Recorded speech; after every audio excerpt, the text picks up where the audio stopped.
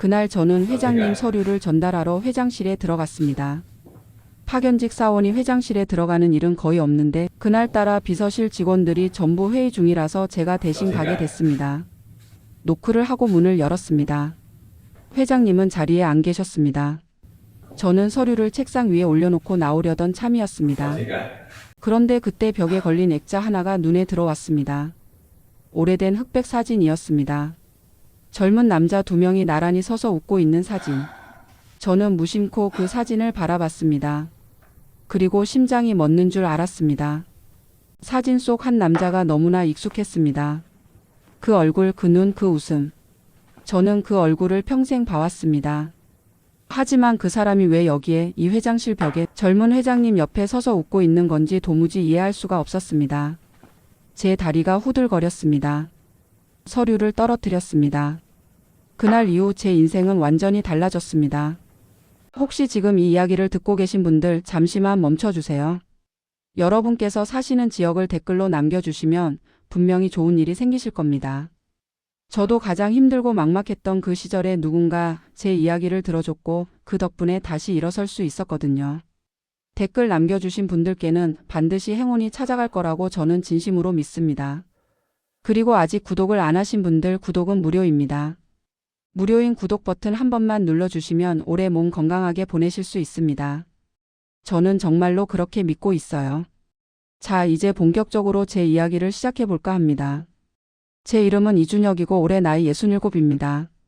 지금은 그래도 편안하게 살고 있지만 42년 전 제가 25살이었을 때 겪었던 일을 오늘 여러분께 말씀드리려고 합니다. 저는 경상북도 안동의 조그만 시골 마을에서 태어났습니다. 아버지는 제가 태어나기도 전에 돌아가셨습니다. 어머니 뱃속에 저를 남겨두고 세상을 떠나셨다고 합니다. 그래서 저는 아버지 얼굴을 한 번도 본 적이 없습니다. 사진 한 장도 없었습니다. 어머니한테 여쭤보면 항상 같은 말씀만 하셨습니다. 내 아버지는 좋은 사람이었다. 사고로 일찍 가셨다. 사진은 이사하면서 다 잃어버렸다라고요. 저는 그 말씀을 그대로 믿었습니다. 아버지에 대해 더 물어보면 어머니가 눈물을 글썽이셨기 때문에 더 이상 여쭤보지 못했습니다. 그냥 아버지 없이 사는 게 제 운명이라고 받아들였습니다. 어머니는 저를 홀로 키우셨습니다. 새벽부터 밤늦게까지 일하셨습니다. 남의 집 농사일을 도우시고 읍내 식당에서 설거지를 하시고 삿바느질도 하셨습니다. 할 수 있는 일은 뭐든 하셨습니다. 손이 트고 갈라져서 피가 나도 멈추지 않으셨습니다. 저는 어릴 때부터 어머니가 얼마나 고생하시는지 봤습니다. 그래서 다짐했습니다. 내가 열심히 공부해서 성공하면 어머니를 편하게 해드리겠다고요. 그게 제가 할 수 있는 유일한 효도라고 생각했습니다. 국민학교 때부터 공부를 열심히 했습니다. 반에서 항상 1등을 놓치지 않았습니다. 선생님들이 저를 보시면서 이 아이는 머리가 좋다. 잘 키우면 크게 될 것이다라고 하셨습니다. 어머니는 그 말씀을 들으시면 눈물을 흘리시면서 기뻐하셨습니다. 우리 준혁이 잘 될 거야. 아버지 대신 집안 일으켜야 한다라면서요. 중학교에 진학할 때 문제가 생겼습니다. 집에 돈이 없었거든요. 어머니가 아무리 열심히 일하셔도 하루하루 먹고 사는 게 빠듯했습니다. 등록금을 낼 여유가 없었습니다. 저는 어머니한테 말씀드렸습니다. 어머니, 저 중학교 안 가도 돼요. 일하면서 돈 벌게요 라고요. 어머니가 펄쩍 뛰셨습니다. 무슨 소리냐, 너는 공부해야 해. 어머니가 어떻게든 할 테니까 넌 공부만 해라라면서요. 결국 어머니가 친척들한테 돈을 빌려서 등록금을 마련하셨습니다. 저는 그 은혜를 갚기 위해 더 열심히 공부했습니다. 중학교에서도 전교 1등을 놓치지 않았습니다. 고등학교에 진학할 때도 마찬가지였습니다. 돈이 없었습니다. 하지만 저는 포기하지 않았습니다. 장학금을 받으면 된다고 생각했습니다. 입학 성적이 좋으면 장학금을 주는 고등학교가 있었거든요. 저는 시험을 받고 전액 장학금을 받았습니다. 어머니가 기뻐서 펑펑 우셨습니다. 우리 준혁이가 해냈어. 조상님들이 도우신 거야 라면서요. 고등학교 3년 동안 저는 공부에만 매달렸습니다. 새벽 4시에 일어나서 공부하고 밤 12시까지 공부했습니다.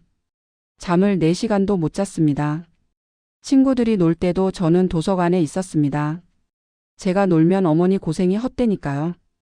고등학교 3학년 때 대학 입시를 앞두고 저는 서울대학교에 지원하기로 결심했습니다. 담임 선생님이 말씀하셨습니다. 준혁아, 내 성적이면 서울대도 가능하다. 한번 도전해 봐라라고요. 저는 설레면서도 두려웠습니다. 시골 아이가 서울대라니. 감히 꿈도 못 꿀 일 같았습니다. 하지만 해보기로 했습니다. 어차피 실패해도 손해볼 건 없으니까요. 입시 준비를 열심히 했습니다. 어머니는 매일 새벽에 일어나서 제 도시락을 싸주셨습니다. 따뜻한 밥과 반찬. 손이 트고 갈라진 손으로 정성껏 싸주신 도시락. 저는 그 도시락을 먹을 때마다 눈물이 났습니다. 반드시 합격해야겠다고 다짐했습니다. 합격 발표 날 저는 손이 떨려서 번호판을 제대로 볼 수가 없었습니다. 눈을 비비고 다시 봤습니다. 제 수험 번호가 있었습니다. 합격이었습니다. 서울대학교 경영학과에 합격한 겁니다. 저는 그 자리에서 주저앉아 울었습니다. 집으로 뛰어가서 어머니한테 말씀드렸습니다. 어머니, 저 서울대 붙었어요. 라고요. 어머니가 저를 끌어안고 펑펑 우셨습니다. 우리 준혁이 해냈구나, 해냈어. 아버지가 하늘에서 보고 계실 거야 라면서요. 온 동네가 떠들썩했습니다. 시골 마을에서 서울대생이 나온 건 처음이었거든요. 사람들이 저희 집에 찾아와서 축하해줬습니다. 저는 기뻤지만 한편으로는 무거웠습니다. 이제부터 진짜 시작이라는 걸 알았으니까요. 서울로 올라왔습니다. 생전 처음 보는 대도시였습니다. 사람도 많고 차도 많고 건물도 높았습니다. 저는 어리둥절했습니다. 하지만 적응해야 했습니다. 대학 등록금은 장학금으로 해결했습니다. 생활비는 스스로 벌어야 했습니다. 과외를 했습니다. 고등학생들한테 영어와 수학을 가르쳤습니다. 서울대생이라고 하니까 과외 자리 구하는 건 어렵지 않았습니다. 낮에는 수업을 듣고 저녁에는 과외를 하고 밤에는 공부를 했습니다. 주말에는 아르바이트를 더 했습니다. 식당에서 서빙도 하고 공사장에서 막노동도 했습니다. 힘들었지만 버텼습니다. 어머니 생각을 하면 힘든 것도 힘든 게 아니었습니다. 대학 생활은 저한테 새로운 세상이었습니다. 다양한 사람들을 만났습니다. 부잣집 아이들도 있었고 저처럼 가난한 집 아이들도 있었습니다. 교수님들한테 많은 걸 배웠습니다. 경영하기 재미있었습니다. 회사를 운영하는 방법, 돈을 관리하는 방법, 사람을 이끄는 방법. 저는 열심히 공부했습니다. 학점도 좋았습니다. 학과에서 수석을 놓치지 않았습니다. 교수님들이 저를 눈여겨보셨습니다. 이준혁 학생은 장래가 촉망되는 학생이다라고 하셨습니다. 저는 그 말씀에 힘을 얻었습니다. 대학사 학년이 되던 해 취업을 준비해야 했습니다. 당시에는 대기업 공채가 대세였습니다. 삼성, 현대, LG 같은 대기업에 들어가는 게 모든 대학생의 꿈이었습니다. 저도 지원했습니다. 하지만 번번이 떨어졌습니다. 서류 전형은 통과했는데 면접에서 탈락했습니다. 나중에 알고 보니 학벌만큼이나 집안 배경도 중요했습니다. 부모님이 뭘 하시는지, 집안이 어떤지. 저는 아버지가 누군지도 모르고 어머니는 시골에서 품살 일을 하시는 분이었습니다. 면접관들 눈에는 그게 마이너스였던 거죠. 저는 낙담했습니다. 서울대까지 나왔는데 취직이 안 되다니. 어머니한테 뭐라고 말씀드려야 할지 막막했습니다. 그러던 어느 날 선배 한 명이 저한테 연락을 했습니다. 준혁아, 너 아직 취직 못했지? 내가 한 군데 소개해 줄까? 라고요. 저는 반가웠습니다. 어디요, 형? 이라고 물었습니다. 선배가 말했습니다. 대한그룹이라고 있어. 대기업은 아니고 중견기업인데 거기 파견직으로 뽑는데 파견직이라서 조건이 좀 안 좋긴 한데 일단 들어가면 나중에 정규직 전환 기회도 있대라고요. 저는 고민했습니다. 파견직이라니. 서울대 나와서 파견직이라니. 자존심이 상했습니다. 하지만 선택의 여지가 없었습니다. 어머니한테 더 이상 손 벌릴 수 없었고 당장 돈을 벌어야 했습니다. 저는 지원하기로 했습니다. 면접을 봤습니다. 대한그룹 인사팀에서 면접을 봤는데 분위기가 다른 대기업과 달랐습니다. 학벌보다는 실력을 보는 것 같았습니다. 면접관이 물었습니다.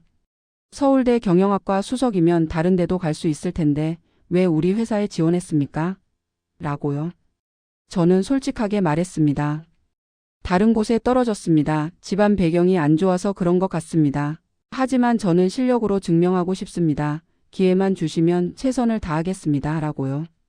면접관이 고개를 끄덕였습니다. 며칠 뒤 합격 통보를 받았습니다. 저는 드디어 취직을 한 겁니다. 비록 파견직이지만요.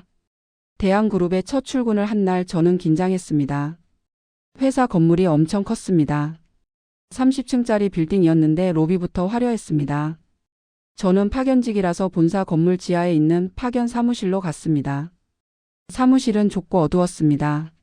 창문도 없었습니다. 거기서 일하는 사람들은 대부분 저보다 나이가 많았고 표정이 지쳐 보였습니다. 저는 인사를 드렸습니다. 안녕하세요. 오늘부터 일하게 된 이준혁입니다. 라고요.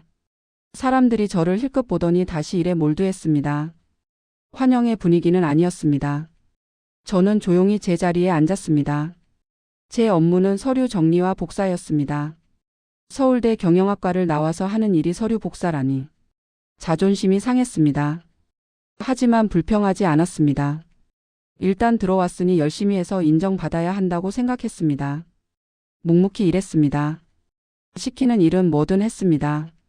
야근도 마다하지 않았습니다. 주말에도 출근했습니다. 몇 달이 지나니까 팀장님이 저를 눈여겨보시기 시작했습니다. 이준혁 씨 일 잘하네 성실해라고 하셨습니다. 저는 기뻤습니다. 조금씩 인정받고 있다는 느낌이 들었습니다. 어느 날 특별한 일이 생겼습니다. 회장님 비서실에서 연락이 왔습니다. 비서실 직원들이 전부 중요한 회의에 참석하느라 자리를 비워서 급한 서류를 회장실에 전달할 사람이 필요하다는 거였습니다. 팀장님이 저를 지목하셨습니다. 준혁 씨, 너 가서 전달해. 회장실 위치는 알지? 라고요. 저는 긴장했습니다. 파견직 사원이 회장실에 간다니. 하지만 시키는 일이니까 해야죠. 네, 알겠습니다. 라고 하고 서류를 들고 올라갔습니다. 엘리베이터를 타고 30층으로 올라갔습니다. 30층 전체가 회장실이었습니다. 문 앞에 경비원이 있었습니다. 신분증을 보여주고 서류 전달하러 왔다고 말했습니다. 경비원이 문을 열어줬습니다. 저는 회장실로 들어갔습니다. 회장실은 어마어마하게 넓었습니다. 창밖으로 서울 시내가 한눈에 보였습니다. 가구도 고급스러웠습니다. 가죽 소파, 커다란 책상, 원목 책장. 저는 입이 벌어졌습니다. 이런 곳에서 일하는 사람은 어떤 사람일까? 회장님은 어떤 분일까? 회장님은 자리에 안 계셨습니다. 비서가 서류는 책상 위에 놓으시면 됩니다. 라고 했습니다. 저는 서류를 책상 위에 올려놓았습니다. 그리고 나오려던 참이었습니다. 그때 벽에 걸린 액자 하나가 눈에 들어왔습니다. 오래된 흑백 사진이었습니다. 두 명의 젊은 남자가 나란히 서서 웃고 있었습니다. 둘 다 양복을 입고 있었고 어깨동무를 하고 있었습니다. 친한 사이인 것 같았습니다. 저는 무심코 그 사진을 바라봤습니다. 그리고 심장이 멎는 줄 알았습니다. 사진 속 한 남자. 그 얼굴이 너무나 익숙했습니다. 저와 똑같은 얼굴이었습니다. 눈, 코, 입, 얼굴 윤곽. 거울을 보는 것 같았습니다. 저는 처음에 제가 잘못 본 줄 알았습니다. 눈을 비비고 다시 봤습니다. 틀림없었습니다. 그 사람은 저와 똑같이 생겼습니다. 아니, 정확히 말하면 저보다 조금 더 나이 들어 보였습니다. 사진 아래에 작은 글씨가 있었습니다. 1958년 김영철 형과 함께라고 적혀 있었습니다. 김영철. 그 이름이 낯설지 않았습니다. 어디선가 들어본 것 같았습니다. 하지만 어디서 들었는지 기억이 나지 않았습니다. 저는 다리가 후들거렸습니다. 손에 든 서류를 떨어뜨렸습니다. 무슨 일이지? 왜 저와 똑같이 생긴 사람이 회장실 벽에 걸려 있는 거지? 저는 혼란스러웠습니다. 서류를 주워서 급히 회장실을 나왔습니다. 엘리베이터를 타고 내려오면서 계속 그 사진 생각만 했습니다. 저와 똑같이 생긴 남자. 김영철이라는 이름. 도대체 그 사람이 누구일까? 그날 밤 저는 잠을 이룰 수가 없었습니다. 계속 그 사진이 머릿속에 떠올랐습니다. 저와 똑같이 생긴 남자. 혹시 친척일까? 아버지 쪽 친척? 하지만 저는 아버지 쪽 친척을 한 명도 모릅니다. 어머니가 아버지에 대해 말씀해 주신 적이 없으니까요. 저는 어머니한테 전화해야겠다고 생각했습니다. 하지만 뭐라고 물어봐야 할지 몰랐습니다. 어머니 혹시 아버지 이름이 김영철이에요? 라고 물어볼까? 아니, 너무 갑작스러워. 어머니가 놀라실 거야. 며칠 동안 고민했습니다. 결국 어머니한테 전화했습니다. 어머니 저예요, 준혁이요라고 말했습니다. 어머니가 반가워하셨습니다. 아이고 우리 아들 웬일이야, 회사 생활은 잘하고 있어? 라고요. 저는 네, 잘하고 있어요라고 대답했습니다. 그리고 조심스럽게 물었습니다. 어머니 저 한 가지 물어볼 게 있어요라고요. 어머니가 뭔데? 라고 물으셨습니다. 저는 심호흡을 하고 말했습니다. 아버지 성함이 뭐예요? 라고요. 전화기 너머로 침묵이 흘렀습니다. 한참 후에 어머니가 말씀하셨습니다. 갑자기 왜 그런 걸 물어봐? 라고요. 목소리가 떨리셨습니다. 저는 말했습니다. 그냥 궁금해서요. 제가 아버지에 대해 아는 게 하나도 없잖아요. 이름이라도 알고 싶어요라고요. 어머니가 한숨을 쉬셨습니다. 그리고 말씀하셨습니다. 내 아버지 이름은 이정우야라고요. 이정우. 김영철이 아니었습니다. 저는 실망했습니다. 그럼 그 사진 속 남자는 누구지? 제가 잘못 본 건가? 저는 더 물어봤습니다. 아버지가 어떻게 돌아가셨어요? 사고라고만 하셨잖아요 라고요. 어머니가 말씀하셨습니다. 교통사고였어. 내가 태어나기 2달 전에. 더 이상 묻지 마라. 어머니 가슴 아프다라고요. 저는 알겠어요. 미안해요라고 하고 전화를 끊었습니다. 하지만 의문이 풀리지 않았습니다. 저와 똑같이 생긴 남자. 그냥 우연의 일치일까? 세상에 닮은 사람이 있다고 하잖아요. 도플갱어라고. 하지만 너무 똑같았습니다. 저는 그 사진을 다시 봐야겠다고 생각했습니다. 기회를 노렸습니다. 며칠 뒤 또 비서실에서 서류 전달 요청이 왔습니다. 이번에는 제가 자원했습니다. 제가 갈게요 라고요. 팀장님이 그래 가라고 하셨습니다. 저는 서류를 들고 회장실로 올라갔습니다. 이번에도 회장님은 자리에 안 계셨습니다. 저는 서류를 책상에 놓고 벽에 걸린 사진을 다시 봤습니다. 틀림없었습니다. 저와 똑같이 생긴 남자. 김영철. 저는 사진을 자세히 살펴봤습니다. 사진 옆에 또 다른 사진들이 걸려 있었습니다. 회장님 젊은 시절 사진, 회사 창립 기념 사진, 수상 기념 사진. 그리고 한 사진이 눈에 들어왔습니다. 회장님과 김영철이 악수하고 있는 사진이었습니다. 아래에 글씨가 적혀 있었습니다. 1960년 대한그룹 공동 창립 박태준 회장과 김영철 부회장이라고요. 부회장? 김영철이 이 회사의 부회장이었어?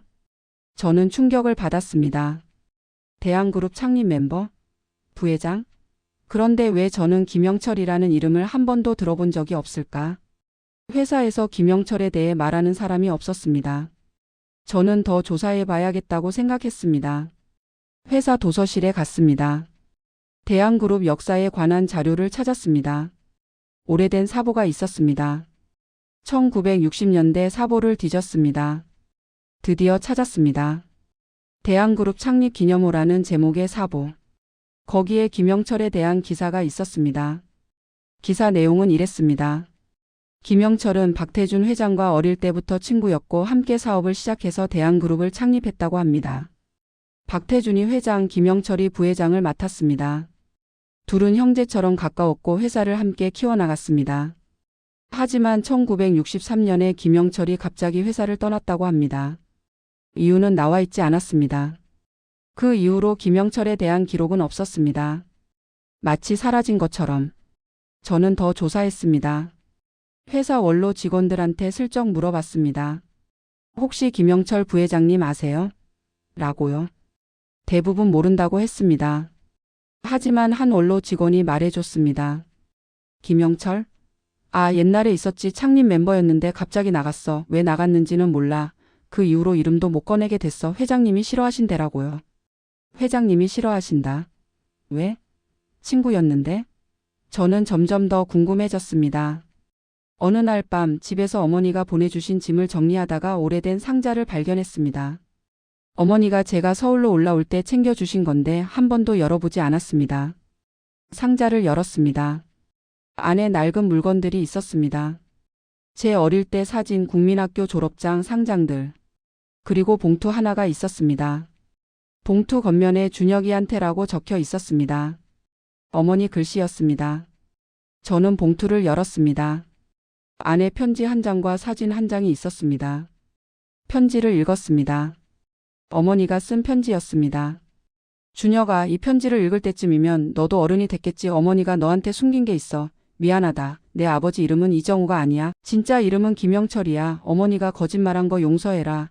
아버지가 누군지 알면 내가 힘들어질까봐 숨겼어. 이 사진은 내 아버지야. 언젠가 때가 되면 다 말해줄게. 어머니가라고 적혀 있었습니다. 저는 손이 떨렸습니다. 사진을 봤습니다. 회장실에 걸려 있던 그 남자. 김영철. 제 아버지였습니다. 저는 밤새 울었습니다. 아버지가 김영철이라니. 대한그룹 창립 멤버. 부회장. 그런데 왜 어머니는 숨기신 걸까? 왜 아버지는 돌아가신 걸까? 아니, 정말 돌아가신 걸까? 저는 혼란스러웠습니다. 다음 날 바로 어머니한테 전화했습니다. 어머니, 저 편지 봤어요. 아버지가 김영철이에요? 라고 물었습니다. 어머니가 한참 말이 없으셨습니다. 그리고 울기 시작하셨습니다. 준혁아, 미안하다. 어머니가 다 말해줄게. 집에 와라라고 하셨습니다.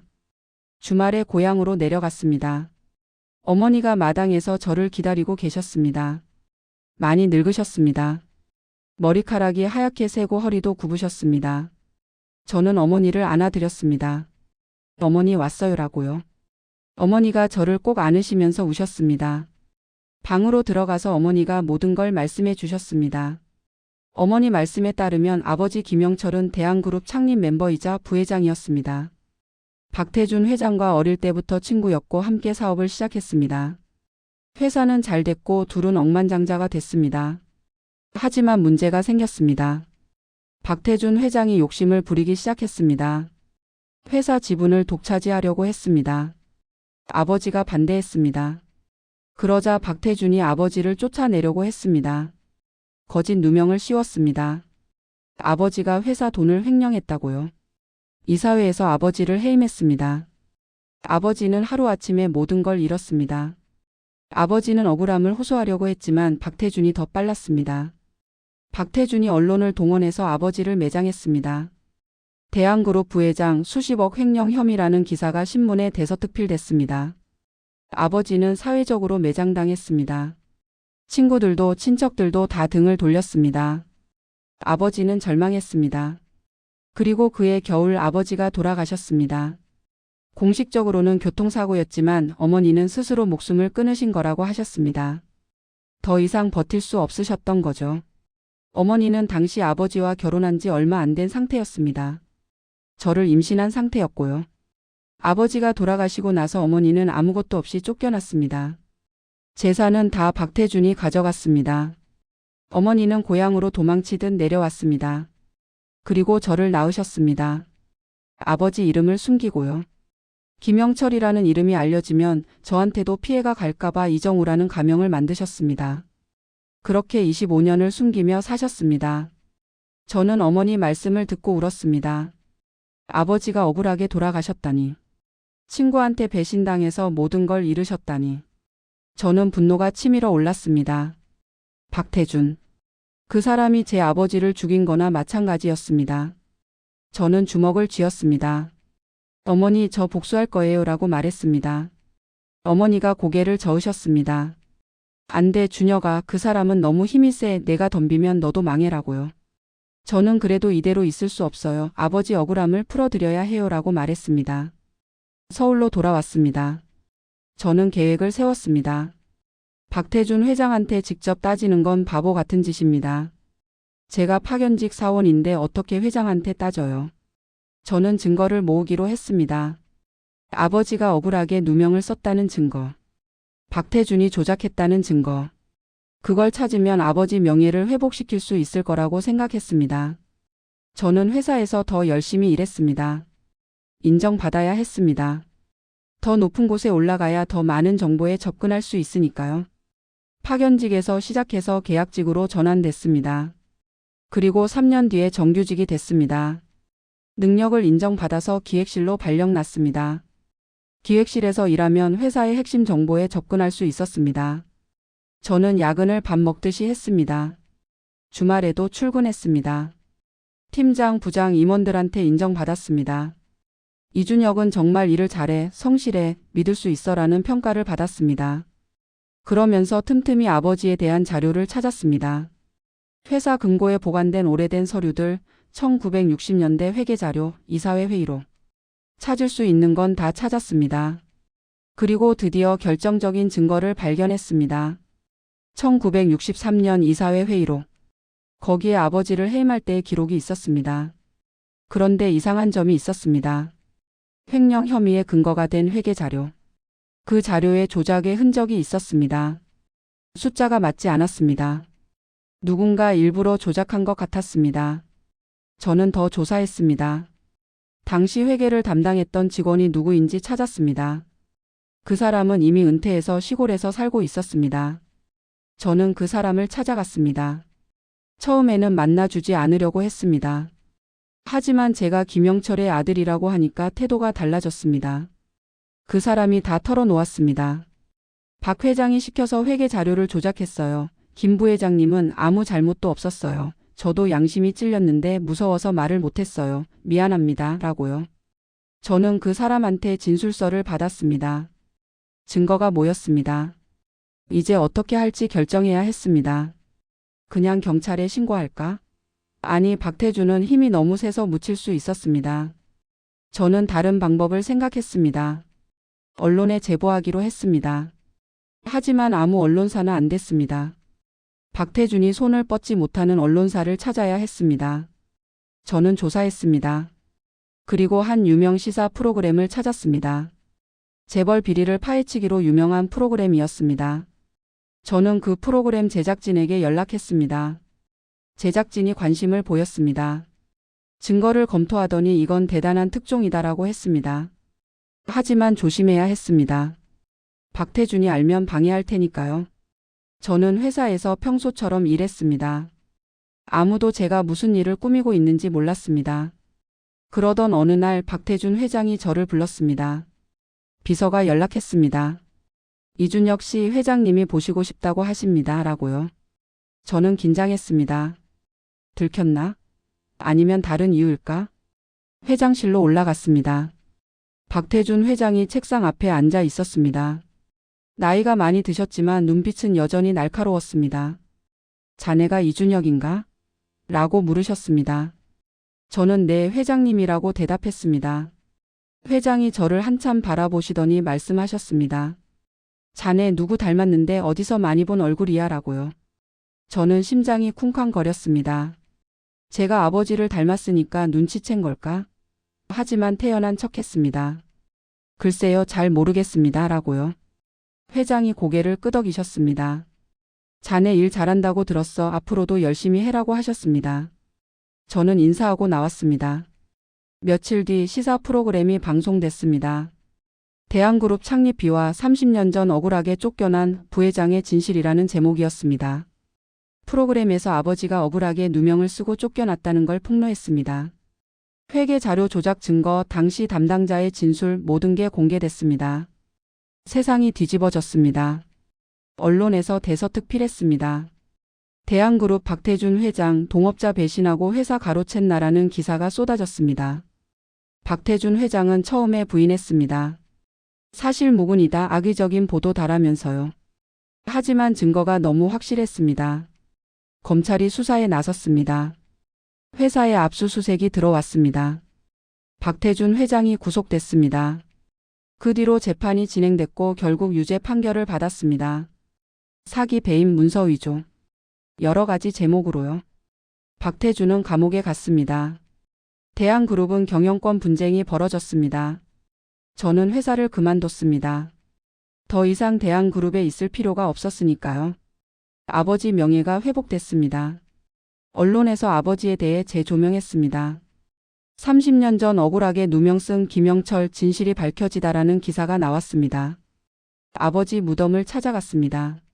어머니와 함께요. 무덤 앞에서 울었습니다. 아버지, 제가 해냈어요. 아버지 억울함을 풀었어요. 이제 편히 쉬세요 라면서요. 그 뒤로 뜻밖의 일이 생겼습니다.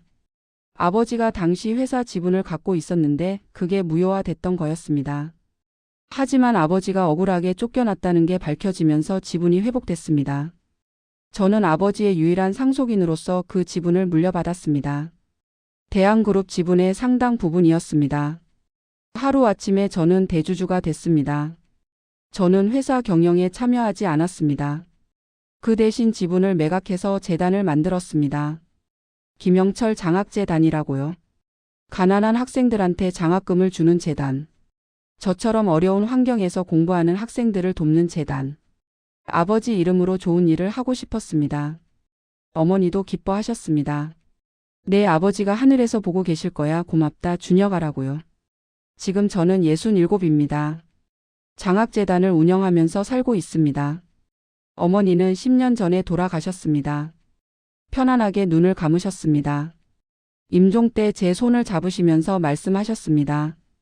준혁아, 고생 많았어. 내 덕분에 어머니가 눈 감을 수 있어. 아버지한테 가면 내 얘기 해줄게라고요. 저는 울면서 어머니를 보내드렸습니다. 돌이켜보면 제 인생은 파란만장했습니다.